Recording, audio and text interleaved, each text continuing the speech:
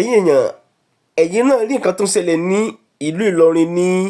Kwara State ìyẹn lókè ọ̀dẹ. Ẹ rí i pé àwọn ìjọba yìí wọn ò rí kankan ṣe sí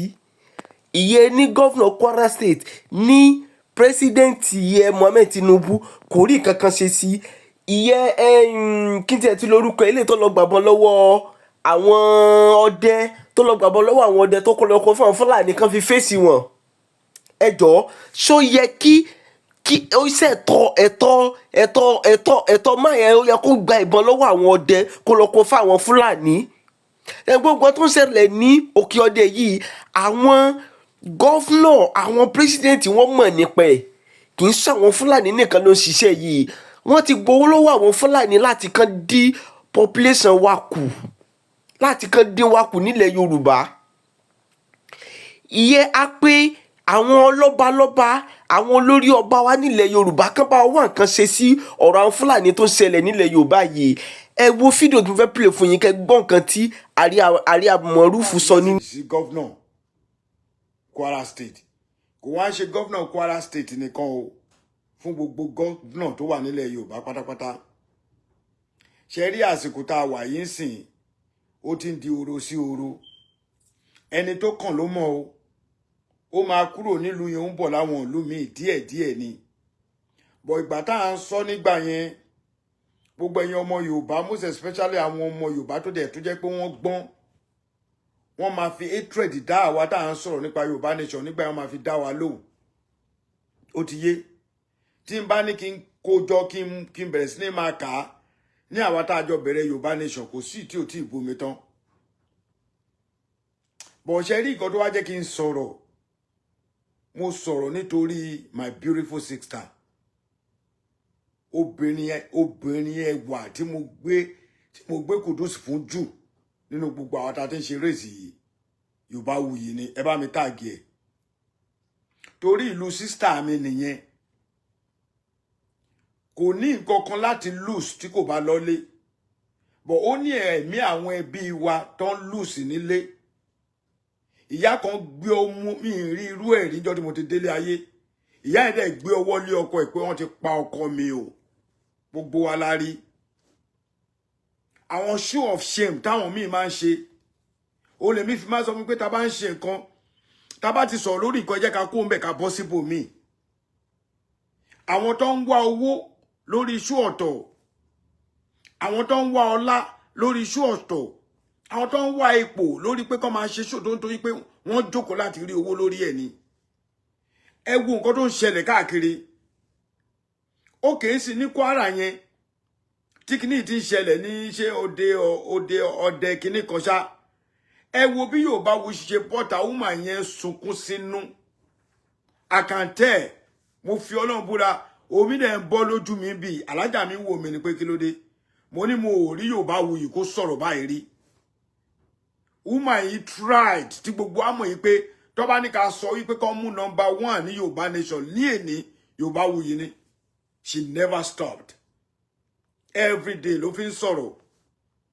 ẹ wá wo àwọn gómìnà wá jókòó wọn lọ pàtì kiri ẹ jọ̀ọ́ tá bá tún sọ̀rọ̀ sí wọn láà sọ̀rọ̀ gbogbo ẹ̀yin kábíyèsí wa iṣẹ́ tí ń kàn yín o lásìkò yẹ jẹ́ àgbàgbé olórí àbí olórí ni ọba Ìbàdàn ti sọ ó ní ọba Ìbàdàn ni mí kí oníkálùkù jókòó ní domain ẹ̀ mo ti sọ̀rọ̀ yìí láìmọye mo ti sọ ní tí mi tiẹ̀ lè sọ ìgbà tí mo fi sọ kò sí ọba tó máa pàṣẹ fún ọba kankan oníkálùkù máa pàṣẹ nílùú ẹni ẹtún lu bàbá yín ṣe ẹ wo bí àwọn Fúlàní ibi tó wá le tó wá wọ̀sì jù ni pé wọ́n tún wá ọlọ́ọ̀ba ìjọ òun ni Yorùbá fẹ́ gbọ́n ẹ tún wá kó agbára àwọn ológun àwọn ọdẹ ilẹ̀ Yorùbá ní Kwara ẹ kò fún Miyetti Allah Miyetti Allah wá ń ṣe olórí ó wá lọ gba ìbọn kúrò lọ́wọ́ wọn ìgbà tó gba ìbọn kúrò lọ́wọ́ wọn ìjọ kejì wọn operate and the governor think that is right ẹ̀dẹ̀dẹ̀ ká jókòó à ń sọ̀rọ̀ èmi ò fẹ́ dá sí ọ̀rọ̀ anything Yorùbá mọ́ tó bá ti jọmọ́ ẹni Yorùbá nation mi ìfẹ́ dá sí mọ́ mo fọlọ́run búra tẹ́ ẹ bá wọ́ọ̀ṣì mi ẹ rí i pé mo keep quiet mo mọ nǹkan tó tì mí gbọ́ o mo mọ nǹkan tó jù mí rí o mo mọ position tí mo fira mi sí nígbà náà o mo mọ iye ewu tí mo fira mi sí mo mọ iye èpè tí mo gbà mo mọ bó ṣe gbé ìyá mi ṣépè bó ṣe gbé bàbá mi ṣépè bó ṣe fi ọmọ mi ṣépè gbogbo ẹ̀ ni mo rí ni mo everything ni mo rí lójoojúmọ́ but nsìn ó ti ń di woro sí woro ó ti ń di wèrè la fi ń wo wèrè nítorí pé tí a bá fi wo wèrè kí àwọn ọmọ Nàìjíríà kan bọ́ta bí ní sọ̀tọ̀ ẹ̀ kí n sọ yìí but àwọn ọmọ Nàìjíríà mọ̀ torí íńtánẹ́ẹ̀tì ti le láti sọ̀rọ̀ anyhow ń sìn you have to mind the way you talk kò sẹ́ni tó ní agbára láti mú ìjọba but ẹ jẹ́ ká bájọba sọ̀rọ̀ nǹkan tíjọba máa mú ibi tèmi ti train iṣẹ́ tèmi ṣe mo máa ń be careful láti sọ̀rọ̀ ọ̀rọ̀ tẹ́ máa lo against mi lọ́la ó ti yé èèyàn ẹnu lè gbéyàn kò sẹ́ni tẹ́nu ò lè gbé ẹ wo nǹkan tí wọ́n ń ṣe wọ́n fún Miyetti Allah ní power láti control ẹ Yorùbá Miyetti Allah wá lọ ó lọ gba gbogbo ìbọn kúrò lọ́wọ́ wọn ní Kwara wọ́n wá pa ọdẹ bíi 15 wọ́n wá pa àwọn èèyàn lọ ní títì ní ìlú Kwara gangan ṣé ọdẹ òmùnẹ ẹjọ ẹran mi létí ọdẹ kíni àbò ti gbàgbé bí Yorùbá ṣe pé tí n bá ní kí n máa sọ̀rọ̀ níbi ilé ní wàláhì tàlá máa sọ̀rọ̀ débi pé máa tún jábọ́ máa ta sẹ́ni tí ò yẹ kí n ta sí àwa gbégbá Yorùbá nation adúró déédéé pé ìyá ẹ mọ̀ káwọn kan bá máa wọ́n sí wá ní Almaroof yóò ní ìgbéraga ìjọ torí ẹ lọ ìgbéraga wo ni mo ní sí bàbá ẹ ìgbéraga wo ni mo ní sí ìyá ẹ ṣé mi àti ẹ ti ní ẹni tí àti connect papọ̀ rí ọ̀pọ̀lọpọ̀ mo ti sọ orí íńtánẹ́ẹ̀tì la fẹ́ràn ara wa sí you can only see me here ẹlòmíì lè má rí mi tá máa fi kú àìmọye ojú tó ti rí mi tí ó ti kú sí tí mi mọ̀ àìmọye tó ti wò wá rí àìmọye tó ti bú wá rí tó dẹ̀ ti jọ́lọ́hún pè ẹ bá mi ṣí àkíní kó dọ́dọ̀ gọ́vnà Tinubu ẹ bá mi kọ́ọ̀tì ẹ̀ kó dọ́dọ̀ Ṣèyí Mákindé ẹ kọ́ọ̀tì ẹ̀ kó dọ́dọ̀ Adeleke ẹ kọ́ọ̀tì ẹ̀ kó dọ́dọ̀ gbogbo àwọn ọba Àtàláàfin Ọọ̀ni Àwùjalẹ̀ Aláké Òṣèmọ̀wé ọba Ògbómọ̀ṣọ́ Ṣọ̀ún of Ògbómọ̀ṣọ́ Olúbàdàn Olúwo of Ìwó land gbogbo àwọn ọba tó wà ní ìtòsí ibi tí àwọn alágbára yìí wà ẹ ṣí àkíní lórí wọn alákọ̀ọ́kọ́ jẹ́ kí kọ́kọ́ sọ fún ẹ̀yin kábíyèsí ṣe rí èmi ò tí ì rí kábíyèsí tó bọ́ta tó bára wọn jà o àwa yìí náà là ń dálẹ̀ ẹ rí i pé mo sọ ẹ mú àwọn ọba yìí kí wọ́n para wọn papọ̀ kí wọ́n bá ìjọba sọ̀rọ̀ thank God Ládọjà olóṣèlú ńlá ni tí bàbá Ládọjà bá wá dákẹ́ lórí àwọn ọ̀rọ̀ tó ń ṣẹlẹ̀ ń sìn yìí ibẹ̀ la máa ti mọ̀ because olóṣèlú tó di ọba definitely bàbá yìí ti tọ́ méjì wò ó ti tọ́ òṣèlú wò ó ti mọ bóyá rí wọ́n ti ń tọ́ ọba wò ń sìn àwọn náà ti wà nípò ọba before this they can put them through kódà tó Olúbàdàn bá pe gbogbo àwọn ọba tó ń jókòó tó ń fi ibìkan síbìkan kan sọ̀rọ̀ security ìlú wa ẹjọ́ tó lọ governor of Kwara security allocation where is the money Òkè-Ọdẹ Alhaji Mohammed thank you very much ẹ wo àwọn èèyàn tó kú ní Òkè-Ọdẹ mo kàn tún pé kí n má gbàgbé ni governor Kwara ibo ni security allowance tí wọ́n san tí bàbá Tinubu ń fún yín níbo ló wà ìfẹ́ kí kíní jẹ́ kí n tóbi security allowance tí bàbá Tinubu ń fún yín níbo ló wà torí tá a bá sọ̀rọ̀ they will ask us pé ààrẹ ẹ dákẹ́ they are paying federal government ń san owó fún gbogbo àwọn governor wa for security allowance níbo ni owó allocation security allocation yẹn níbo ni owó yẹn wà where is the money it's nowhere to be found ẹ wá ń gbọ́ lọ́dẹ kéréje ẹ imagine máa nǹkan sọ̀rọ̀ nínú mọ́tò gbogbo ilẹ̀ tí rí kìíní ó sọ̀rọ̀ báwo ní wọ́n ìbọn tó ń kó dání wọ́n kó ṣàkàbùlà fún ọmọ wa pẹ̀lú ṣàkàbùlà tá a tún níyẹn náà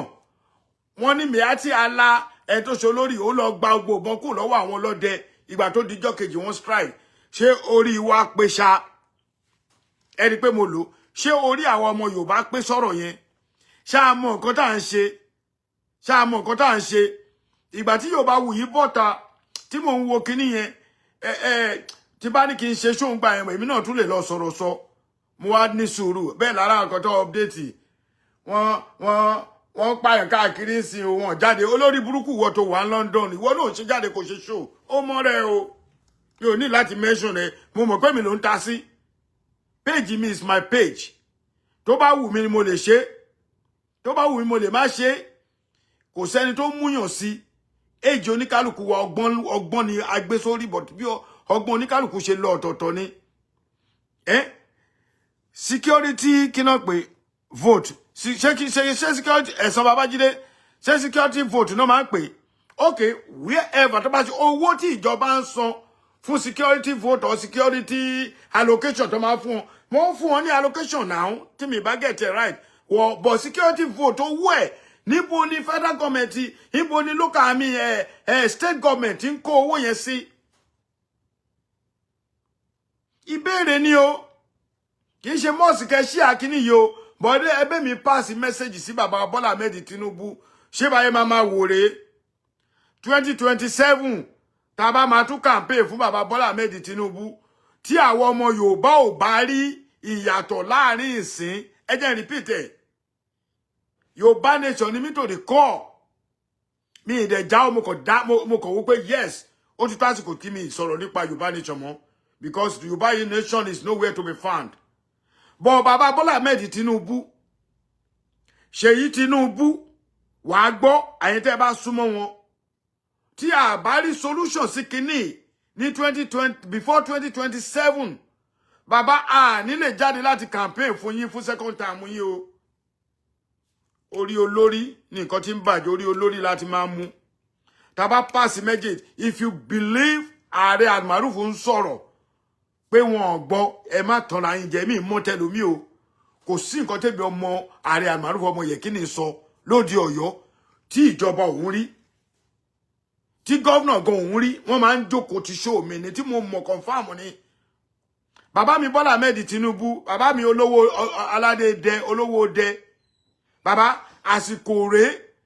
tẹ́ believe wípé ọmọ Yorùbá this is the time táwọn ọmọ Yorùbá lè jáde fún yín tán wípé kẹ́ ṣe election fún àbọ̀ àwọn ọmọ yín náà ń pa yìí bàbá eléyìí ò ń ṣe táìmù Haúsá táìmù Yorùbá leléyìí wọ́n ń pa àwọn ọmọ yín lọ́tún wọ́n ń pa ọmọ yín lósì ẹ̀dẹ̀ jókòó bàbá mo lè pè yín ní kábíyèsí torí ẹ̀yin ní number 1 nílẹ̀ Nàìjíríà lénìí bàbá Bọ́lá Ahmed Tinubu olódòdẹ bàbá ẹ gbọ́ nǹkan tó ń ṣẹlẹ̀ ní Kwara ẹ mọye ìbò tó ń jáde ní Kwara o tẹ́ ẹ bá lùsì ìbò Kwara lásán ẹ lùsì ìbò tẹ́ ẹ bá lùsì ìbò Ọ̀yọ́ ẹ lùsì ìbò tẹ́ ẹ bá lùsì ìbò Ògùn state ẹ lùsì ìbò tẹ́ ẹ bá lùsì ìbò Ọ̀ṣun state ẹ lùsì ìbò tẹ́ ẹ bá lùsì Ọ̀yọ́ state ẹ lùsì ìbò tẹ́ ẹ bá lùsì Èkìtì state ẹ lùsì ìbò this is not the time tó yẹ pé a máa sọ̀rọ̀ àwa lè sọ̀rọ̀ káwọn kan láwọn ò láìkẹ́ bá a máa sọ eléyìí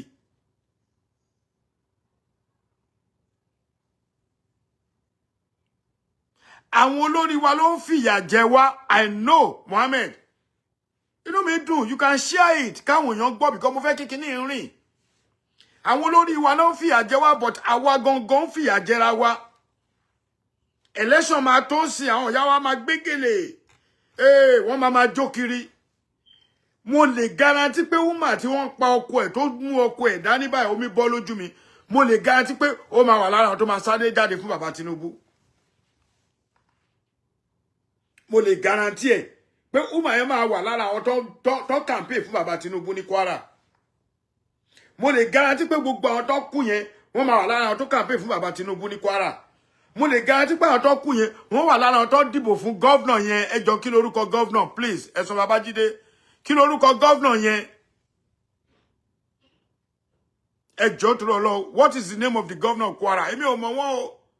olórí Àbíkẹ́ mo rí yín ẹ bá mi share Rónkẹ́ ẹ share Adékúnlé ẹ share eléyìí ò ń ṣe ọ̀rọ̀ à ń sọ̀rọ̀ òdì but ọ̀rọ̀ tá à ń sọ yìí ọ̀rọ̀ message tá a fẹ́ pass tí sí bàbá wa Bọ́lá Ahmed Tinubu ni for the second time láìláìláìlá oníkálukú wa mọ bá ṣe ń rorí o ẹ jọ̀ọ́ kí lorúkọ governor Kwara ẹ jọ̀ọ́ ẹ̀yin èèyàn mi mo sì réyàn bíi 17 bí ẹ jọ̀ọ́ ẹ fún mi ní orúkọ governor Kwara kí lorúkọ governor Kwara state mi fẹ́ pẹ́ lórí ọ̀rọ̀ yìí mo kàn fẹ́ sáré pass message yìí ni kó lè rìn jìnnà tó bá ti pọ̀ jù ó máa ń di woro sí woro ni. Abdul kí lorúkọ gómìnà Kwara anybody ẹ̀yin èèyàn ń gbọ́ mi náà jẹ́ fún mi lórúkọ gómìnà Kwara okay tẹ́ bá fún mi lórúkọ gómìnà Kwara ẹ jẹ́ kí n máa sọ lọ. Bàbá Bọ́lá Ahmed Tinubu it's time fún yín láti jẹ́ wípé kẹ́ pé àwọn gómìnà yìí one more time mo ti sọ fún wọn pé kán pé gbogbo Southwest gómìnà kán pè wọ́n papọ̀ nígbà yẹn. The only thing Ẹ̀sọ́ Babájídé can testify followers mi ni tipẹ́tipẹ́ the only thing tẹ́ máa gbọ́ ni pé ẹ̀yin náà máa bọ̀ Nàìjíríà ẹ̀yin náà wá jẹ́ ẹjọ́ tí ń bá wá Nàìjíríà ṣé mo fẹ́ lọ fèsì mẹ́ẹ̀tì àlà ni ṣé mo fẹ́ lọ fèsì Boko Haram ni nígbà tá a láwọn tí ìjọba ń sanwó fún tó san ogun ta ní àwọn sójà ẹ máa wá sọ fáráàlú òyìnbó tó ń gbìjà aráàlú òyìnbó tí yà ò jẹ tó ń sọ̀rọ̀ bí ìlú bàbá ẹ̀ ṣe máa da kí nǹkan má ṣẹlẹ̀ ẹ máa ní come and fight for us ẹ ṣì máa wò máa screenshot comment sí yín tí bá ṣe tán a máa rẹ́ tó máa ní ìwọ náà máa bọ̀ ń lé àwọn tó wà ní gan ò tí ì rí ṣe kí lèmi ṣe alápá akele mi ṣé mo fẹ́ jà ní ṣé mo lóògùn fi Sunday Igboho ni tí mo fẹ́ lọ fèsì wọn tí bàbá wa Bọ́lá Ahmed ò bá jáde báwo lẹ ṣe fẹ́ rí second time gbà lọ́wọ́ ọmọ Yorùbá Ṣèyí Tinubu listen to me very carefully kò gbọ́ mi àwa ready láti campaign fún bàbá a ready láti campaign fún ẹni olóṣèlú gbogbo ẹnu ni mo fi sọ mi ti ẹ̀ yí eléyìí ó kó ni wọ́n ní dẹ̀sẹ̀ rí pé mo sọ tó bá wù yẹn ni mo dalẹ̀ fine ẹni tó bá gbowó lọ́wọ́ olóṣèlú tẹ ẹni tó jókòó tí wọ́n lẹ ló dalẹ̀ àwọ̀ ò gbowó but ọmọ wọn ò ní ṣèdí bẹ̀bẹ̀rẹ̀ káfílẹ̀kẹ̀ sí di ọmọ ẹlòmíì èmi mo kọ́kọ́ pèdè yẹn o bàbá wa Bọ́lá Ahmed Tinubu ìlẹ̀kẹ̀ wa ń di yín àfi sí di ọmọ ẹlòmíì ẹ̀yin la fún nílẹ̀kẹ̀ o ìlẹ̀kẹ̀ tá a wá fún yín àrílẹ̀kẹ̀ náà o ṣé lẹ̀kẹ̀ tí ń já dànù nídìí yín ni bàbá. Gọ́vnà Kwara níbo ló wà àmọ́ yìí náà dìbò fún ẹ o àwọn ọlọ́dẹ náà dìbò fún yín o wọ́n wá ń pa gbogbo wọn ní ọdẹ òmu àbí mo tẹ̀ ti tún gbàgbé wọ́n pa wọn káàkiri ní ìpínlẹ̀ kan ní Kwara wọ́n pa àwọn èèyàn bí ẹran ẹ̀yin gbé ìbọn tọ́ì ẹ̀kọ́ láwọn ọlọ́dẹ lọ́wọ́ wọ́n wá kó màsákà ṣe mọ nǹkan tó ń jẹ́ màsákà ṣá ẹ̀yin èèyàn ṣe mọ ìbọn tó jẹ́ pé tó o bá ní ayẹta tó bá fi lè mú ẹ wọn bí ẹ kú ìbọn tó máa gbé ẹ sókè báyìí tó máa jẹ́ bọ́lẹ̀ ó wà lọ́wọ́ wọn ìbọn tó máa yìn tó jẹ́ pé tó bá yìn sí èèyàn báyìí ó máa tú brain èèyàn ká ni ìbọn tó jẹ́ pé tó bá yìn tó bá báyàn láyà báyìí ó máa pín àyẹ̀lú èèyàn ṣẹ̀rẹ̀ báyìí ni what are we doing?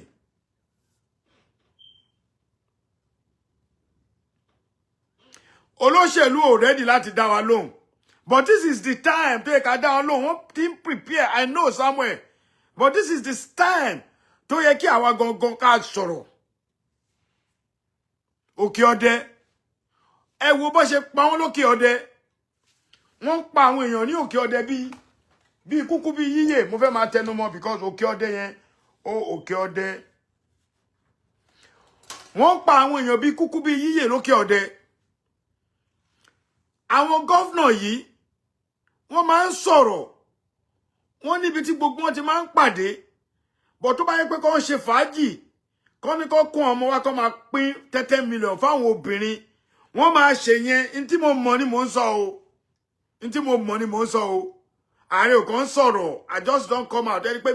mi jáde fún ọ̀rọ̀ àwọn nǹkan báyẹn mọ́ látijọ́ yìí mò ń sọ nọ́mọ̀ ọ̀rọ̀ láti fi máa ẹ̀pà àwọn ọ̀rọ̀ tẹ́mi máa ń sọ láti ilẹ̀ ni mò ń sọ.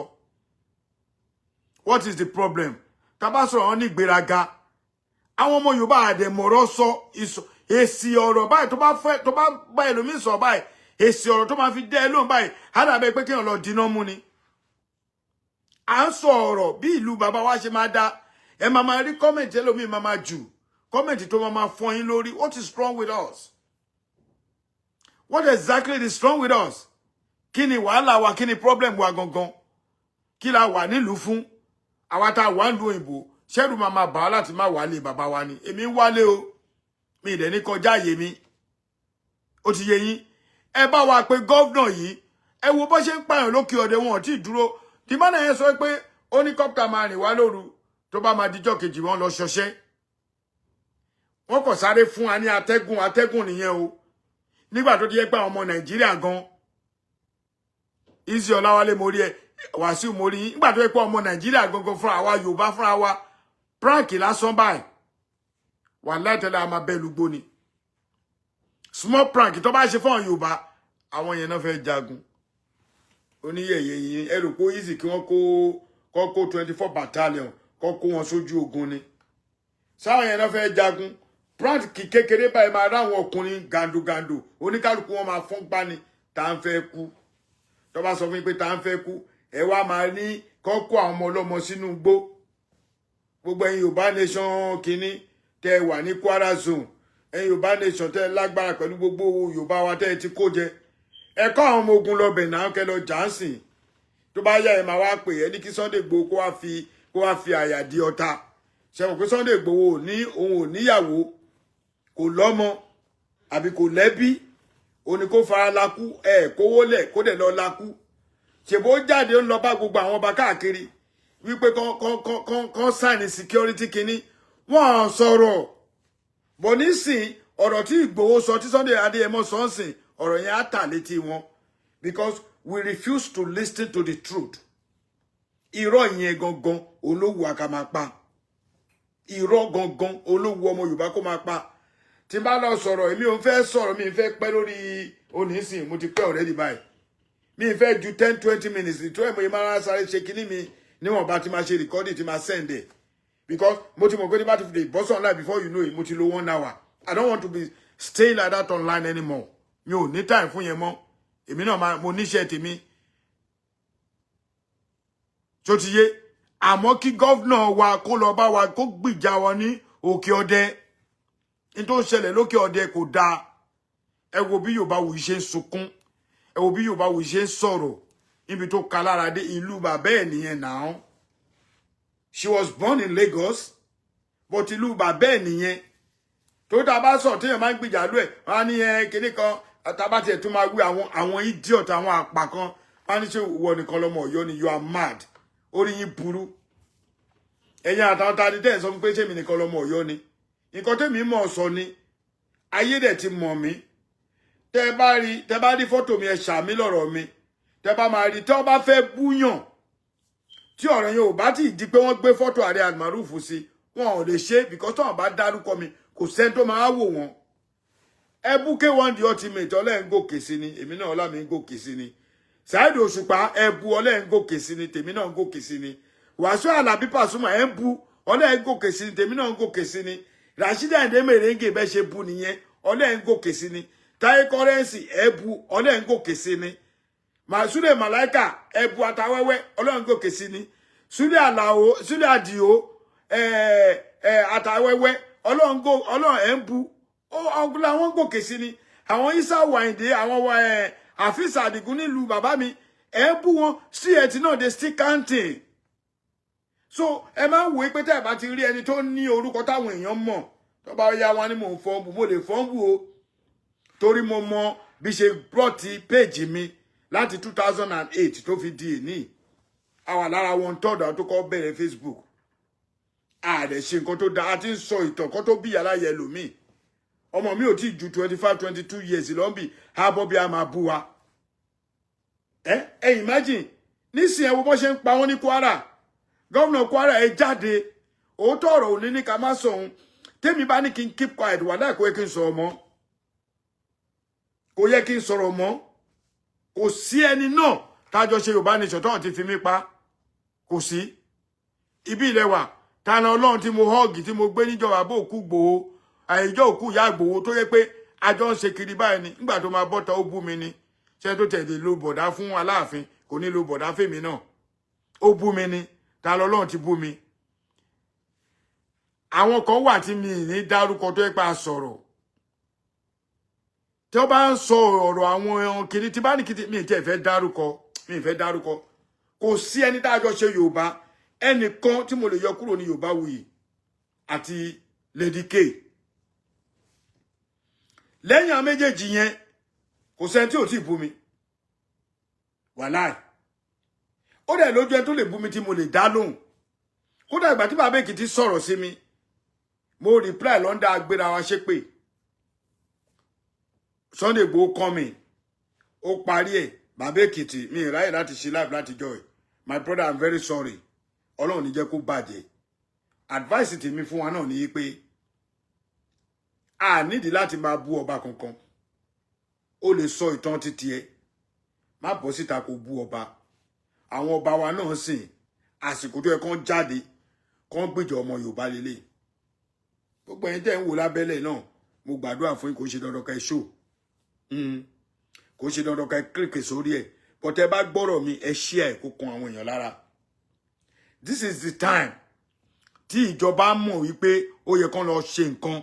Ẹ wo bọ́n ìpè èèyàn ní Òkè Ọdẹ, ẹ wo adúrú èèyàn tó ti kú. Wọ́n wá pa èèyàn, wá sọ èèyàn di ráìsì tán fọ́n, tán bù, tán fọwọ́ bù, tán fọ́n síta fara. Béèyàn ṣe kú nìyẹn. And we keep quiet. But a bá sọ̀rọ̀ wá ní máa bọ́lé, ẹ máa rí, máa kúkú screenshot. Ẹ máa ráwọn òpònú àwọn ọlọ́pọlọ dúdú tó pé tẹ́ bá sọ̀rọ̀ yé. Ókè lánàá sì mò ń sọ̀rọ̀ àwọn obìnrin àtàwọn ọkùnrin kí wọ́n má gbé ọmọ àlè fún ọkùnrin mọ́.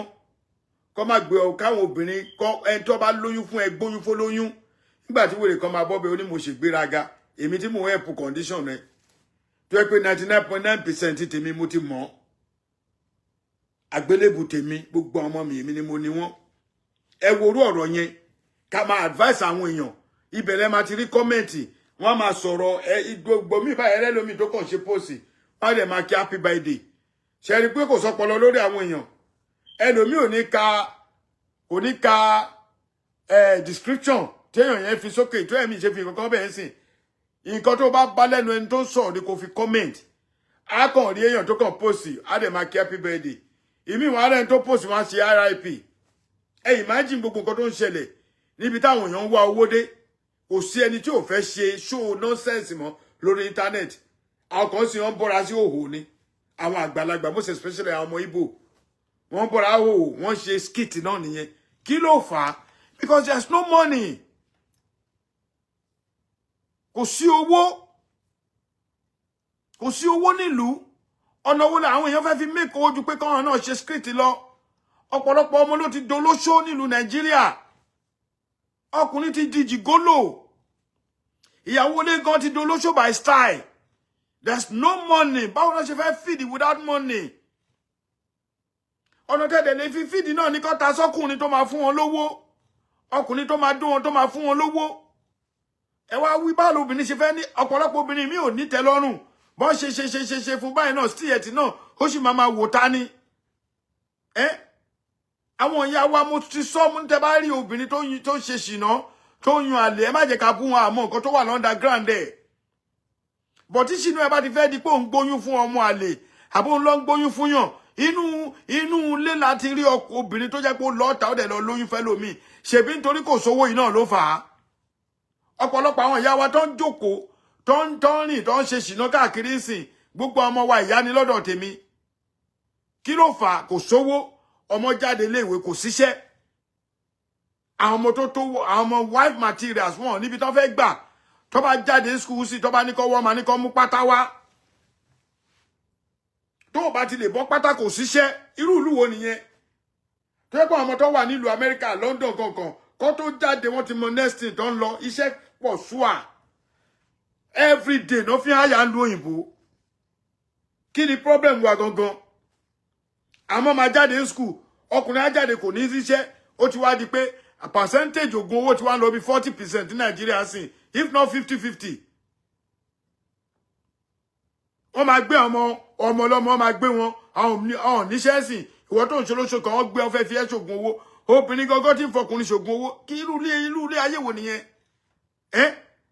Believe káwọn ọmọ jáde secondary school kó dẹ̀ gba degree tó dáa lọ́wọ́ báyìí kó dẹ̀ máa lọ fi ṣe conductor. Kí ọmọ ọlọ́mọ gba degree tó dáa báyìí wọ́n ti ń sá lọ nítorí à ń sọ̀rọ̀ gidi kó gba degree tó dáa báyìí kó dẹ̀ máa lọ fi ṣe gate man. Mo mọ̀ ìgbà tí mo ṣe láàbì lánàá mo mọ̀ pé obìnrin tó máa kọ́mẹ̀ntì lórí ẹ̀ wọn tó kankan. Mo sẹ́ẹ̀dì kìíní ẹ̀ mo láwọn obìnrin ò ní kọ́mẹ̀ntì nítorí ìwà anú obìnrin mi ò dáa. Obìnrin mi mọ̀ pé ọmọ àlè ló ń gbé fún ọkọ. Ẹni pé mo ti kúrò lórí tàwọn yẹn o mo ti bọ́ sílé kí fi parí ẹ̀ máa hẹ́ ẹ̀dẹ̀ ẹ̀sìn ó mọ̀ pé ọmọ àlè ló gbé fún ẹni tó ń gbé nínú ilé ẹ̀. Ọkàn yín ò ní balẹ̀. Gbogbo obìnrin tó bá wò pé láyéláyé òun fẹ́ máa bàtà yí ọkùnrin jẹ́ ni ọkàn wọn ò ní balẹ̀.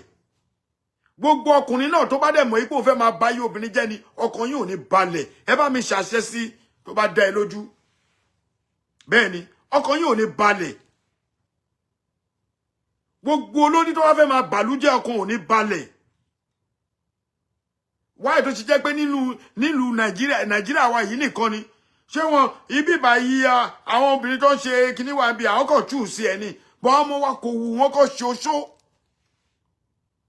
ẹ̀yin náà lẹ sọ lórúkọ kí ń jó lóṣó àjẹ́ náà pè lólóṣó ẹ̀yin mami ẹ má bínú o mo forí balẹ̀ o kò gbẹnu mi láti sọ̀rọ̀ tí mo sọ yẹn àwọn ìyá mi afò láì níyẹ àwọn láyé ń pè ní olóṣó wọ́n ti wá sọ di orin báwo lẹ ṣe wá ní máa ya wèrè mọ́ wèrè ọmọ máa jáde school ọkùnrin ò rí bí iṣẹ́ lọ tẹ́ bá máa rí wọ́n sí láàárọ̀ kùtùkùtù wọ́n máa ta draft ni tó bá dẹ̀ fi ẹ̀gẹ́ lọ tó bá lọ sọ tó bá bọ́ tábà wọ́n á toast obìnrin àròpọ̀ ọkùnrin gidi ló ń rí before you know it tó ti bẹ̀rẹ̀ sí ní gbowó lọ́wọ́ ẹ̀ irú ilé ayé wo nìyẹn níbo la fẹ́ fàájà níbo la ń lọ tá a fẹ́ bá títí ìgbà wo la fẹ́ bá yàrá já gangan àbí báwo ni Yorùbá yé sọ a máa jáde a máa dìbò fún yín ẹ̀yin náà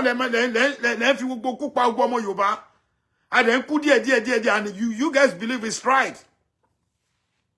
pé gbogbo nǹkan tá à ń ṣẹlẹ̀ yẹn all right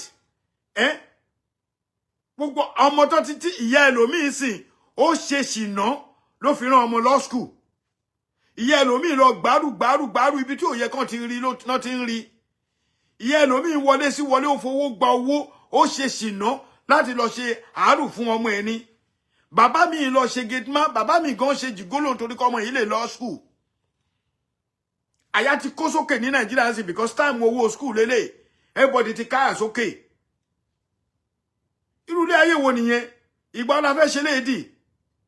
àwọn gómìnà àtẹ̀ bá jáde nǹkan tẹ́ rò pé kò ní kàn yín yẹn ó máa padà kàn yín torí táwọn ọmọ bá bínú tán wọ́n máa ń ṣe nílùú yìí tí wọ́n bá ti wà frustrated by wọ́n kàn máa lọ kó ọta sínú ọ̀pá ni ó kàn lè wọ́ store kan ó pààyàn bíi 20 torí ó ti wò pé ọ̀nà tóun lè gbà nìyẹn tóun lè fi kú straight